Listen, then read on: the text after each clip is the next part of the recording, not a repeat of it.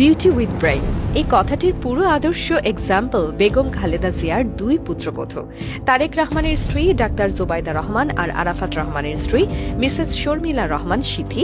জিয়া পরিবারের এই দুজন নারী নিজেদের সৌন্দর্য এবং মেধার ঝলক দেখিয়ে বরাবরই বাংলাদেশের মানুষের আগ্রহের কেন্দ্রবিন্দুতে থেকে গেছেন। তারেক রহমানের সহধর্মিণী ডাক্তার জোবাইদা পেশাতে একজন স্বনামধন্য চিকিৎসক। ঐতিহ্যবাহী ঢাকা মেডিকেল কলেজ থেকে এমবিবিএস পাশের পর লন্ডনের ইম্পেরিয়াল কলেজ থেকে উচ্চতর প্রশিক্ষণ গ্রহণ করেন তিনি। বাংলাদেশ নৌবাহিনীর সাবেক নৌপ্রধান রিয়ার অ্যাডমিরাল মাহবুব আলী খানের কন্যা এই জোবাইদা রহমান ৭১-এর আগে এবং পরে পাকিস্তান এবং বাংলাদেশ উভয় দেশের নৌবাহিনীতেই কর্মরত ছিলেন তিনি।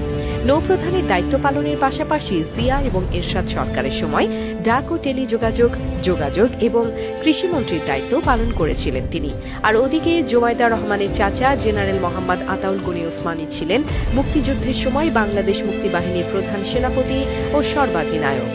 অর্থাৎ সহজেই বোঝা যায় প্রচন্ড রকমের অভিজাত ও বনেদি বংশের জন্ম ডাক্তার জোবাইদা রহমানের।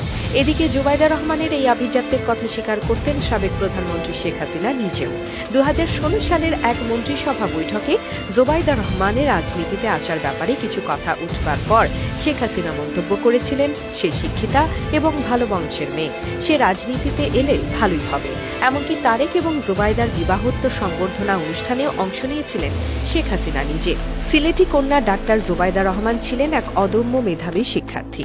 লন্ডনের ইম্পেরিয়াল কলেজে পড়বার সময় পরীক্ষাতে রেকর্ড নাম্বার প্রাপ্তি উপলক্ষে সম্মানজনক এক স্বর্ণপদক অর্জন করেছিলেন তিনি। বিসিএস পরীক্ষাতে সব চিকিৎসকদের মাঝে প্রথম স্থান অর্জন করেছিলেন জোবাইদা। ১৯৯৪ সালের ৩রা ফেব্রুয়ারি তারেক রহমানের সঙ্গে বিবাহ বন্ধনে আবদ্ধ হন তিনি। পরবর্তীতে ২০০৮-এ তারেকের কারামুক্তির পর স্বামীর চিকিৎসার জন্য তার সঙ্গেই তখন লন্ডনে যান তিনি।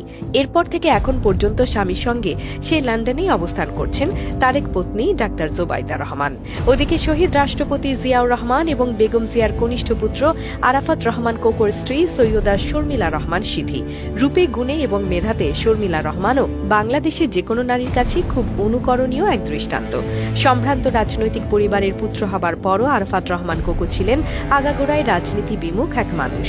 নিজের বিজ্ঞাপন সংস্থার কার্যক্রম চালানোর পাশাপাশি বাকিটা সময় ব্যস্ত থাকতেন ক্রিকেট খেলা এবং সোশ্যাল অ্যাক্টিভিটিস নিয়ে।